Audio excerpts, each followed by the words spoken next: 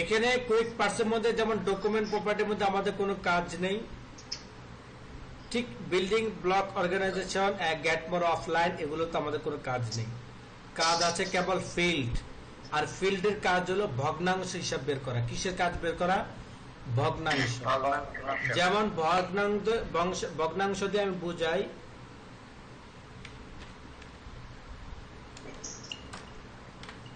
এই সিস্টেমে দেখবেন মাঝখানে একটা দাগ থাকে, এটাকে ভগ্নাংশ হিসাব বলে। এই ভগ্নাংশ হিসাব বের করার জন্য আপনাকে যেতে হবে কোথায়? Quick part. কুইক পার্টসে যাওয়ার পর ফিল্ডে ক্লিক করবেন। ফিল্ডে যাওয়ার পরে আপনার ফিল্ড নেম থেকে কোড সিলেক্ট করবেন ইকিউ। কি সিলেক্ট করবেন? ইকিউ।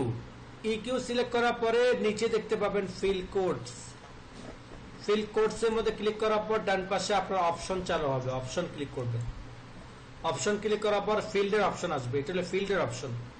এখান থেকে আপনি সিলেক্ট করবেন এফ। কি সিলেক্ট করবেন? এফ সিলেক্ট করার পরে ডান পাশে ক্লিক করবেন অ্যাড টু ফিল্ড।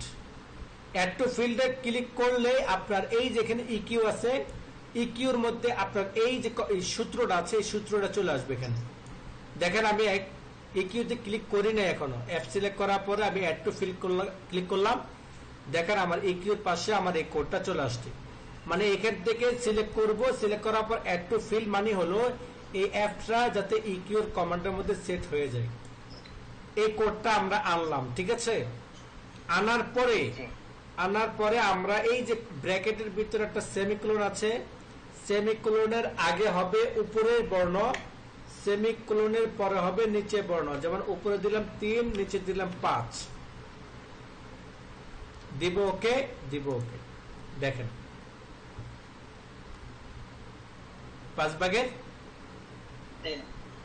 আমি আবার দেখাচ্ছি, যদি মনে হচ্ছে এটার ভিতরে এটা, এটার ভিতরে এটা, এটার ভিতরে এটা, অনেক কিছু বলছি।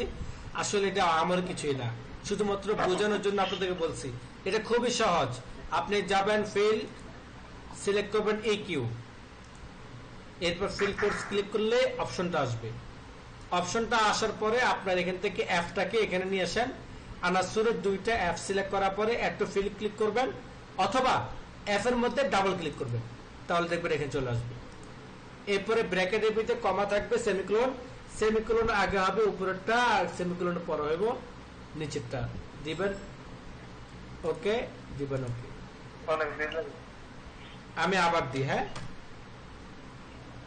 Quick parts field code, field থেকে ইকিউ, নিচের দিকে যাব, ইকিউ পাবেন, ইকিউ। এরপর ফিল্ড কোডস ক্লিক করবেন, অপশন, অপশন ক্লিক করার পর এফ এর মধ্যে ডাবল ক্লিক করবেন। ডাবল ক্লিক করার পর কমান্ডটা চালু হবে, কমান্ড চালু হওয়ার পরে উপরে নিচে কি হবে সেটা লিখে দিবেন, ওকে দিবেন, ওকে দিবেন। এবার আসেন ওয়ার্ড আর্ট। ওয়ার্ড আর্ট বলা হয় আপনার লেখাটাকে যদি কোনো ডিজাইনে রূপান্তর করতে চান। যেমন আমি এখানে একটা নাম লিখলাম,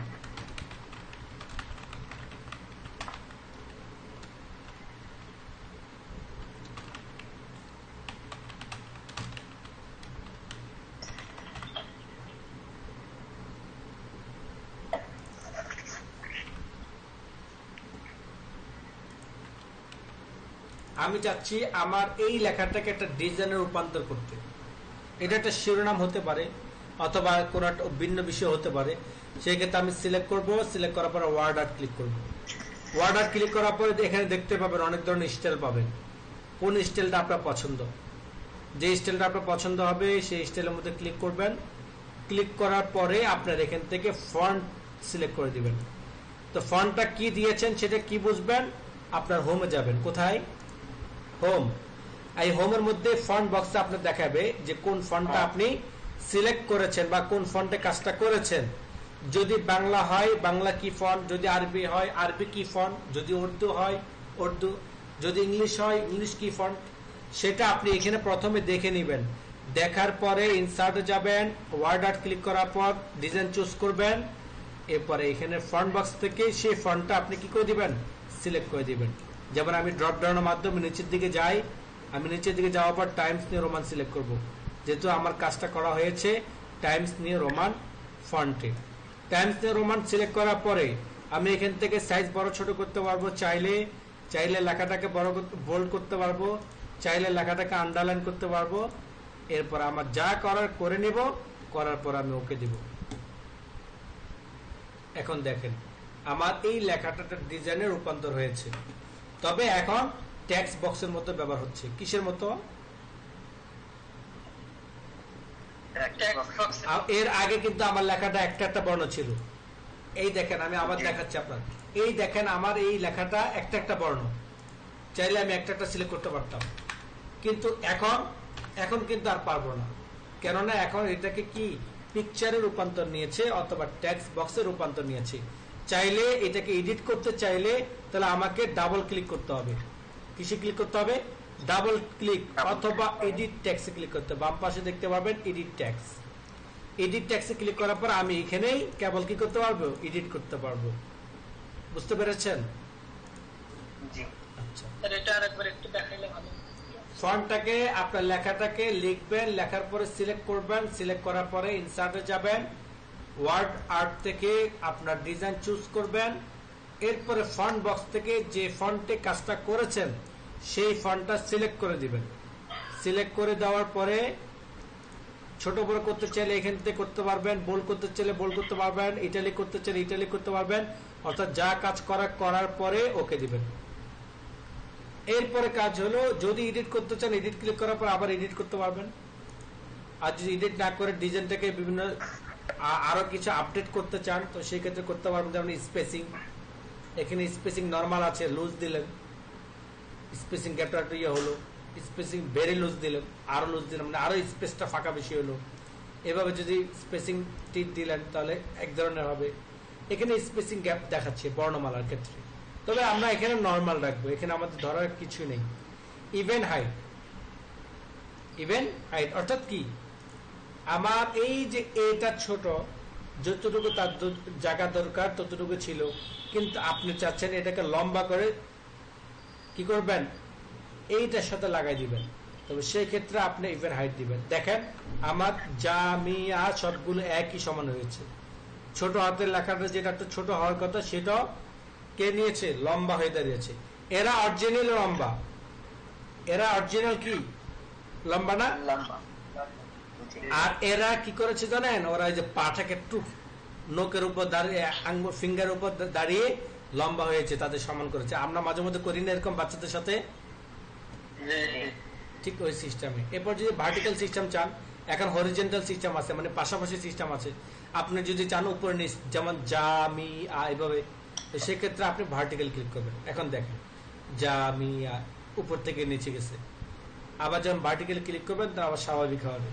অ্যালাইনমেন্ট যদি চেঞ্জ করতে চান অ্যালাইনমেন্ট করতে পারবেন, তবে এখানে অ্যালাইনমেন্টের কিছুই নেই, কারণ এখানে যেহেতু একটা পিকচার কোনো অ্যালাইনমেন্ট হয় না।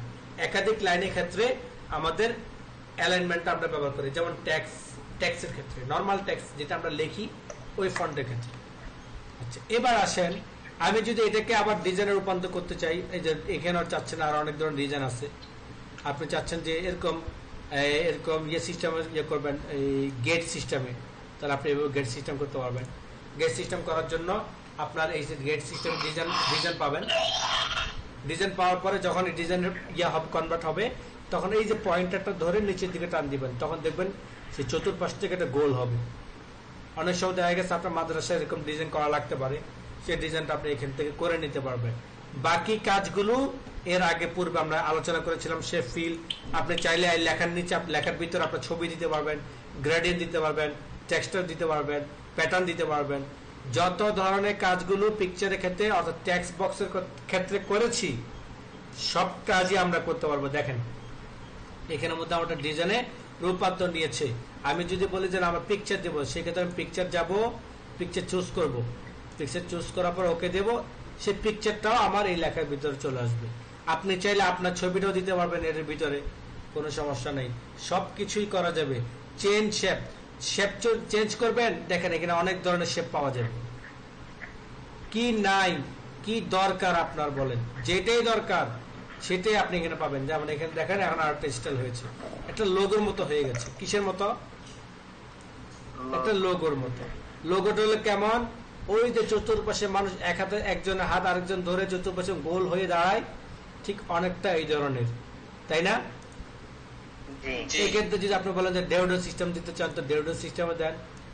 আপনি কোন সিস্টেম চান, যে সিস্টেমে চান আপনি, সব সিস্টেম আপনার বন্ধু আপনাকে দিয়েছে। আপনার বন্ধুকে কম্পিউটার। আচ্ছা, এবার আসেন বাকি কাজগুলো কিন্তু সব আমাদের কিছুক্ষণ আগে আমরা আলোচনা করেছি, সো আমরা সময় নষ্ট করব না, আমরা নেক্সট যাই। আচ্ছা, এবার আসেন ড্রপ ক্যাপ। ড্রপ ক্যাপের কি কাজ? ড্রপ ক্যাপের কি কাজ? ড্রপ ক্যাপের কাজ হলো মেকআপ ম্যানের কাজ।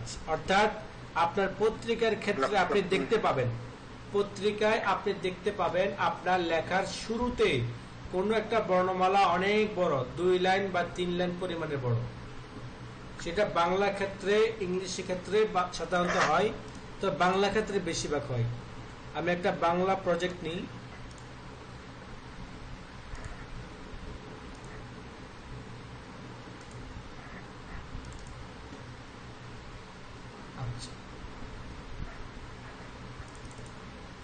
যেমন আমি এখানে একটা প্রজেক্ট নিয়েছি, হ্যাঁ,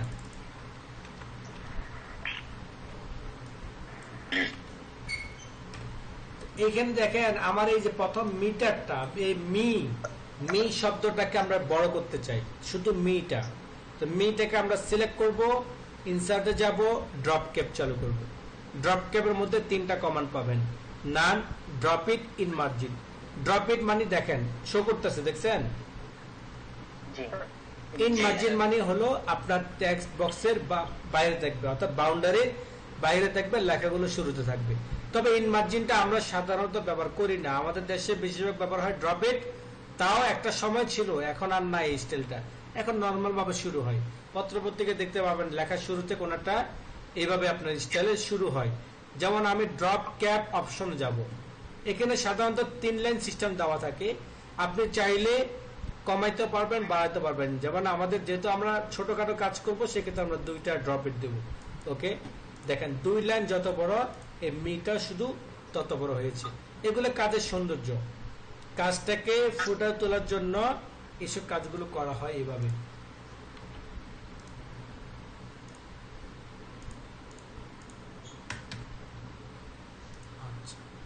যদি ড্রপ ইট উঠে দিতে চান, তো ড্রপ ইট যাওয়ার পরে ইনসার্টে যাবেন, ড্রপ থেকে নান, দেখুন ড্রপ ইটটা অপশনটা উঠে যাবে।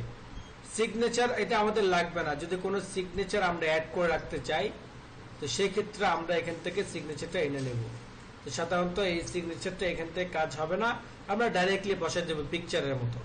পিকচারের মাধ্যমে আমাদের সিগনেচারটা স্ক্যান করে রাখবো, এবার পিকচারের মাধ্যমে আমরা এখানে বসাই দিতে পারবো। বাকি কাজগুলো ঠিক ওইটার মতো, যে শেপ অথবা পিকচার অথবা ক্লিপবোর্ডের যেভাবে কাজগুলো করেছি সেভাবে। ডেট এন্ড টাইম, আজকে কয়টা বাজে, আজকে কয় তারিখ, এখন কয়টা বাজে, এই সময়টা যদি আপনি ডাইরেক্টলি এখানে আনতে চান, সেক্ষেত্রে আপনি ডেট এন্ড টাইম ক্লিক করবেন।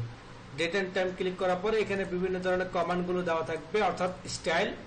সেই অ্যাভেলেবেল ফরম্যাটটা আপনি কি করতে পারবেন, অ্যাভেলেবেল ফরম্যাট থেকে সিলেক্ট করে নেবেন। যেমন 7/30/2020, তার মানে কি 7 মাস 30 তারিখ 2020। থার্সডে, জুলাই 30 2020, জুলাই 30 2020। এখানে টাইম সহ, সেকেন্ড সহ সবকিছুই আছে, জাস্ট ওকে দিবেন, দেখতে পাবেন এখানে চলে আসছে। এটা কোন ক্ষেত্রে লাগে, অনেক সময় দেখা গেছে আপনার অফিসিয়াল কাজ করার ক্ষেত্রে আপনাকে প্রিন্ট দেওয়া লাগে, শর্টকাট টাইম এইভাবে চাইলে আপনি এভাবে বসাইতে পারেন, যেমন 30/7/2020।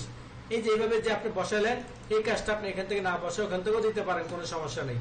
তবে যদি আমার হয় শুধু তারিখ ক্ষেত্রে, তো আমি তারিখ দিয়ে দেবো। আর যে বলে না টাইম সেকেন্ড সহ সবকিছু দিতে হবে, তাহলে আমরা এই কমান্ডটা ব্যবহার করব।